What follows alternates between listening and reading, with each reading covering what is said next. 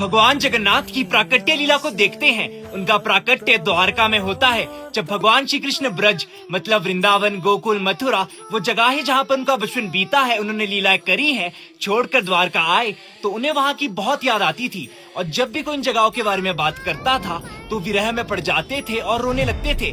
इसीलिए कभी भी उन जगहों के बारे में ना ही तो बात करते थे और ना ही किसी से सुनते थे। परंतु उनकी पटरानियों की सिर्फ एक ही इच्छा होती थी कि हमको कृष्ण लीला सुननी है, उनकी बचपन की लीलाएं सुननी है। द्वारका में सिर्फ 3 ही लोग ऐसे थे जिन्होंने ब्रज की लीला का साक्षात दर्शन किया था। पहले तो भगवान श्री कृष्ण, परंतु उनसे तो कोई पूछने से रहा। दूसरे बलराम जी, लेकिन वो तो जेठ जी है इसलिए उनसे सब संकोच खाती थी। तो सिर्फ बची बलराम जी की मैया रोहिणी माता, तो सबकी सब उनके पास जाती है। मैया बताओ ना भगवान श्री कृष्ण बचपन में क्या करते थे।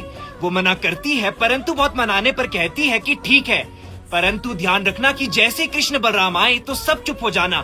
अगर से उन्होंने सुन लिया तो वो झेल नहीं पाएंगे और विरह में डूब जाएंगे। तभी वहाँ पर कृष्ण जी की बहन सुभद्रा आती है और सभी पटरानियां उनके पास जाकर कहती है कि ननद जी, आज तक हमने आपसे कुछ नहीं मांगा, पर आज मांगते हैं कि हम सब यहाँ पर कहानी सुनेंगे और आप बस बाहर बैठकर इतना ध्यान देना कि कहीं कृष्ण और बलराम ना आ जाए। अंदर कहानी चलती है और एक एक कर उनकी लीलाएं सुनाई जाती हैं। सब पटरानियां नेत्र बंद करके सुन रही हैं। उनकी आंखों से सिर्फ आंसू बह रहे हैं। सभी कृष्ण लीला के आनंद में खो गए हैं।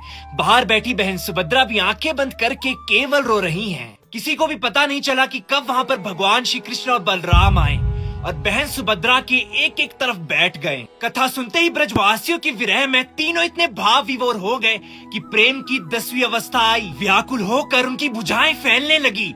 तभी तो जगन्नाथ जी के हाथ सामने को फैले हुए हैं। नेत्र आंसुओं से पिघलने लगे।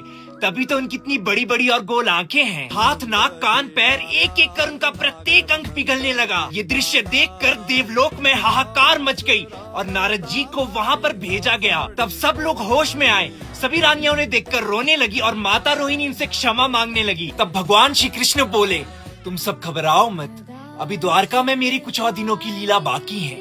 मैं अपने रूप में पुनः वापिस लौटता हूँ, परंतु कलयुग में मेरा ये रूप दर्शाएगा कि मैं अपने भक्तों से, ब्रजवासियों से और ब्रज से कितना प्रेम करता हूँ कि मोम की तरह पिघल गया हूँ। कलयुग में मैं नीलांचल पर्वत पर प्रकट होऊंगा और समस्त विश्व में मेरा ये रूप जगन्नाथ के नाम से प्रसिद्ध होगा।